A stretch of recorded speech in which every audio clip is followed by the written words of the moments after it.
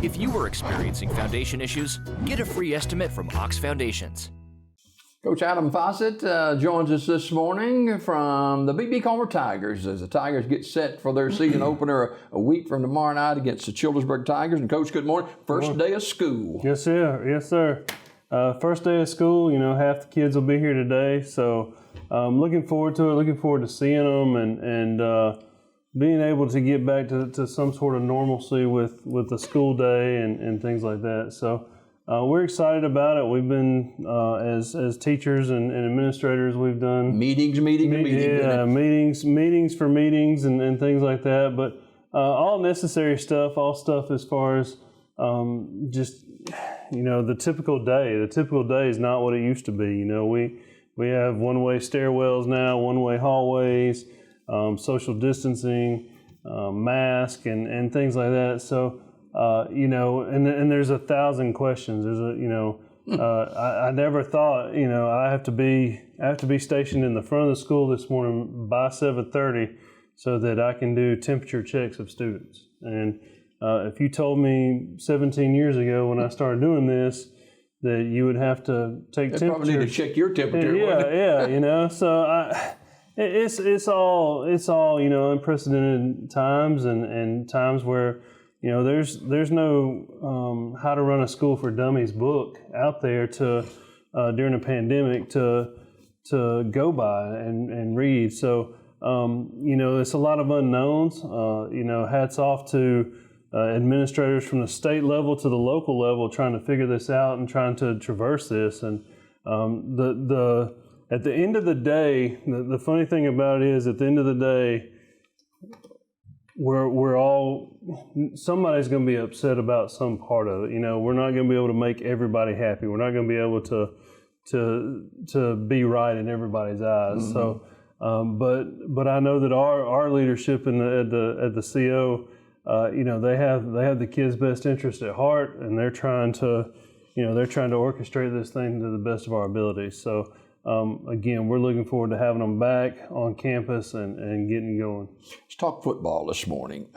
Third year now at B.B. Comer? Yes, sir. Everything's changed.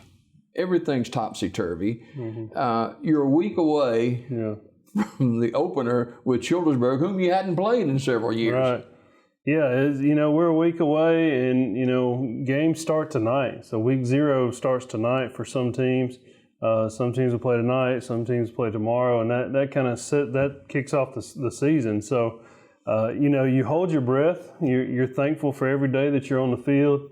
You're thankful for every day that you get to practice, and you explain to your kids, you know, hey, this is a gift right now. This is, you know, we talk about you're not guaranteed tomorrow, and you're definitely not guaranteed tomorrow. Something could change within a phone call. So. You try to get that across to them and things like that. And, you know, the stressful part is, and the reason I have so much gray in my beard now, I think, is because logistically figuring everything out. You know, we play at home against Childersburg, it's going to be a big gate. You know, there'll be a lot of people wanting to play or wanting to come watch us play because we haven't played in so long and we're so close together. You know, we're 9-10 miles apart. So the logistics of that, we're still figuring out what is the best way to handle tickets, what is the best way for the visitors to be accommodated and things like that. And there's a lot of planning that goes into that. I've had a lot of people message the athletics page on Facebook. How do we buy tickets? How do, you know, we're over a week away, or we're right at a week away right now, and people are already wanting to know about how do we buy tickets. So. Right now, the plan will be to we will accommodate our athletes, our football players, our cheerleaders, and our band members first. So those parents will have the option to buy tickets first through the school starting next week, and we're figuring out numbers on that. It looks like it'll be 4 tickets, and then whatever is not sold to those parents. Well, everything else will be sold at the gate. So, and then the visiting team will send tickets to that team. They have, I think, 600 tickets, so they'll be able to buy those tickets through Wednesday.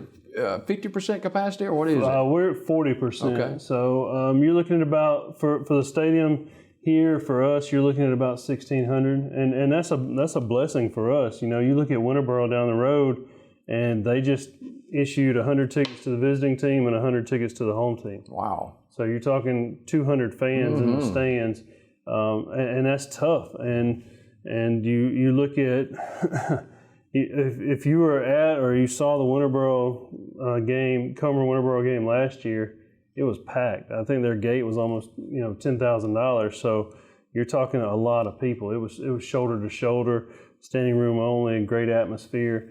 And now now you've narrowed that down to 200 people.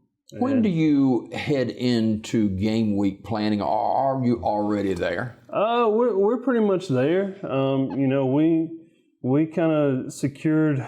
Yesterday we did some scrimmage stuff and got some good film in on practice so we can see some things. And but we're pretty much in that direction now. We're looking to. Looking to solidify some spots, and there's some competitions at a couple of spots where we've got to make some decisions on, hey, you're gonna definitely be a starter, you're definitely gonna be his backup. We've got unique situations. I've got a young man that's going to be a freshman that is learning. He's learning probably 5 different positions, so he could play fullback for us. He could play guard for us. He could play linebacker. He could play strong safety. He could play defensive end. So he's interchangeable. And kids like that have an offensive lineman that knows every position on the offensive line. He can play right tackle, or he can move to center if he needs to move to center, or so forth and so on. And I explained to our guys, the more you know, the more valuable you are to the program and to the team, because we can interchange you with different pieces and different positions. So, depth-wise, we've got numbers. We've got a lot of kids. Our twos, our backups right now in some positions are a concern, because they need to pick up the energy a little bit. And I told them yesterday, you've got the physical ability. You've got the mental ability, but you got to put forth the effort, because we got to be able to trust you. Players play kids they can trust, and we got to be able to trust that you know what to do on this player. You know how to line up in this defense, or whatever the case may be. So, putting the finishing touches on that, putting the finishing touches on special teams. Special teams is something that we've put a lot of focus on during the off season, and there's no secret about it. Our Achilles heel last year was kickoff. We gave up a lot of yards, we gave up a lot of scores on kickoff. So we've worked on that and tried to make that a lot better situation. When you're in small school ball, a kicker is not something that is just hanging around. So you have kicker tryouts, and the kid that can kick the best or kick it in the direction that you want it to do is your kicker. But we look at, and sometimes we fail to look at situations like our kicker may also be our starting H and our starting corner. Well, if he runs a 60-yard touchdown and has to turn around and kick off, he's going to be worn out. So that kick he gives us in practice may not be as good as the one he gives us in a game. So we're trying to find those guys that, hey, look, we need you to be able to kick, because case in point, Raphael Johnson. Raphael's one of our kickers. If he does run that 60-yard touchdown and then has to turn around and kick, and he's also gotten 3 or 4 carries during that drive, he's going to need a break, because he's going to have to turn around and play corner on defense. So, we're trying to find some guys still that can be consistent for us and help us in the 3 years ago, when the numbers were so low, that you made the statement, hey, unless they're carted off the field, they won't come to the sideline until the quarter or the half or the end of the game. Yeah, and we've got, numbers are there. It's, one concern is, and today and tomorrow we'll get our 7th and 8th graders back, but we do have to get some younger guys so we can kind of fill out that JV roster, because we have a full JV schedule. But we do have some young guys that right now we're kind of short on young guys for a JV roster. We're still looking at youth football, Pee Wee and youth football.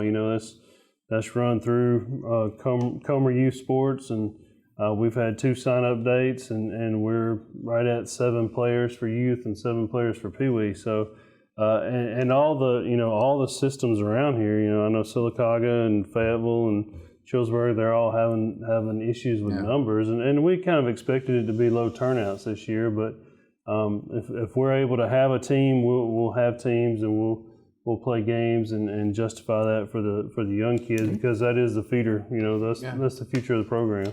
BB Comer Booster Club presents the Coach Adam Fossett Show every Thursday morning here on Daybreak Live. Talk about some of the kids you got coming back that you're leaning on this fall. We've got a lot of returners, but I was looking around the other day at some of our newer kids, and we have a young man that hadn't played that is he'll be a senior, but his name's Lane Smedley, and Lane.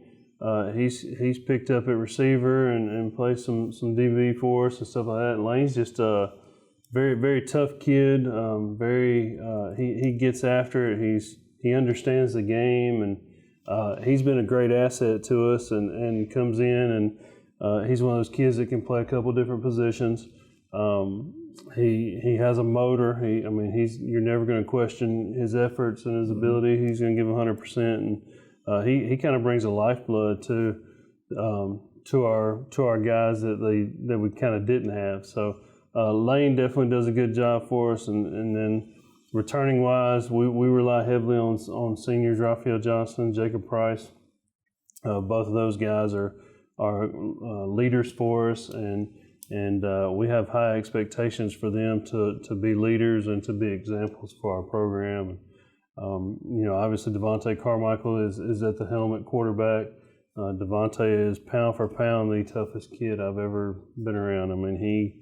He took some hits last year and got up and was fine. And I'm ready to go. I'm okay, and kept on going. So he does a good job for us. He's a great kid to have on your team. Oh yeah. He's definitely a great kid to have, and his toughness is a drive for some of our other guys to see how tough he is, and he's a dynamite, comes in a small package type guy. So he definitely does a good job for us. Obviously having the connection with his brother at receiver, James, and then probably one of Devontae's best friends, Daylion Welch, is another receiver for us. So they have a good connection, and they communicate well with each other on the field and make things happen. So up front, our offensive and defensive fronts are that's always the toughest position to gain steam in. Growing up, I was an offensive lineman. I knew I was an offensive lineman. That's the way it was going to be, And now, we took pride in it. We were nasty. We were we were linemen. That was our role, and we accepted it. And now it's tough to get kids to buy into.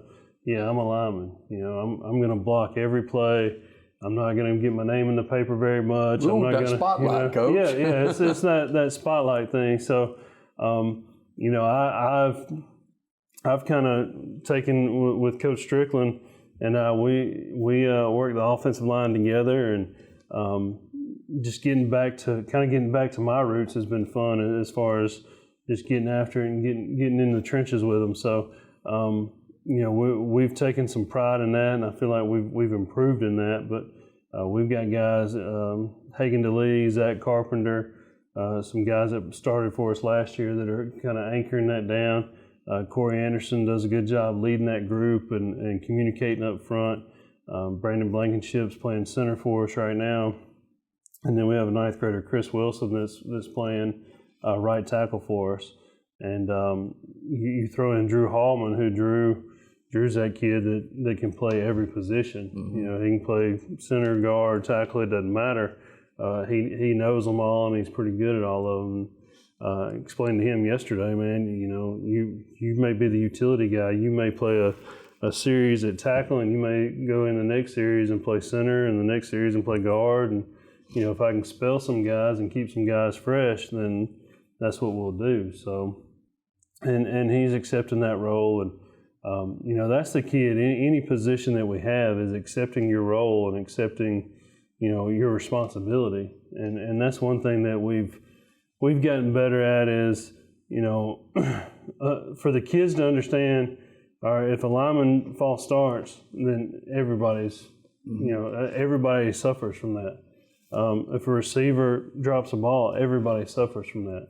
So early in fall camp, we had a receiver upset with linemen because he said, y'all aren't blocking. I said, well, you go block. Let them run a route. No, coach, no, I don't want to do that. So, you put it into perspective for them, and they understand a little bit better. So, I explained to that kid, look, it ain't as easy as you think. When somebody's running at you full speed and you're trying to keep them away from a guy and keep them in front of you, and you can't go full speed because there's a zone that you can't go past, it makes it tough. So have we been able, and Coach Adam Fossett is with us every Thursday morning here on Daybreak, brought to you by the B.B. Comer Booster Club. Have we been able to, with the masking and all these other guidelines, have we been able to kind of stabilize things and kind of get used to it a little bit more? Yeah, I think so. You still have to say, hey, spread out. That's just a common thing, and it's not an intentional thing, but as practice flows. So if we're scrimmaging and we're kind of moving the ball, we're trying to have a game-like scrimmage, and we're moving the ball down the field. The guys that aren't in are the ones that you really have a concern about, because they kind of shift towards each other, and then all of a sudden they're kind of bundled up again. You're like, hey, you guys spread out, so you spread them back out, and then they do it again. So it's not an intentional thing. They're not doing it out of spite. It's kids that are watching practice and not paying attention to what's going on and not thinking about it. But when they're not in, masks are on and they have to be distanced, and we're doing the absolute best we can to keep them distanced, keep them sanitized, keep them monitored, keep temperatures scanned, and all that other stuff. Like the kids that come in this morning for temperature scans to get into school, as soon as the bell rings at the end of the school day and they come to football practice, they'll be scanned again. So, we're scanning and monitoring that to the best of our ability, but it's gone a lot better. I guess it's gone a lot better than what I expected. But again, you start talking about game day situations and game day, what's a timeout going to look like? Well, how are we going to, we got a distance at a timeout. We got to get them water at a timeout. You're not using water bottles anymore. It's one of those 1,000 questions, isn't it? Right. It's one of those 1,000 questions, and you get rested. Like last night, for some reason, I don't sleep much anyway during the season, but last night I was thinking, all right, have we thought about this? Have we thought about that? Have we, what is a timeout? All right, what do we need to do for a timeout? What, the water, what are we going to do about water? Are we going to do paper cups and have somebody fill up 11 cups and, we're going to have it delivered on a tray? Or are we going to, what are we going to do with those cups after the timeout's over? Because we got to have a trash can, we got to have So it's just all these little nuances that you got to think of that go into game day, that go into, what happens at a game. After games, win or lose, after games, down by our field house, fans always gather down there and talk to the kids and, congratulations or keep your head up or whatever the case may be. And we've got to make sure that, we got to make sure that they aren't allowed down there. And, stuff like that, those rules are in place, and I get those rules. But it's tough telling, hey, you can't go down there and console a kid, or you can't go down there and congratulate a kid. You're going to have to do it from the stands at a loud level as they go off the field. So, but I think, with that being said, I think that our fans will be, that they will follow those guidelines because they know what's at stake. But it does make it tough. Before we go, we're a week away from the first game, B.B. Comer and Childersburg, and things have gone as well as it could go under the circumstances. But we've seen it happen across the state.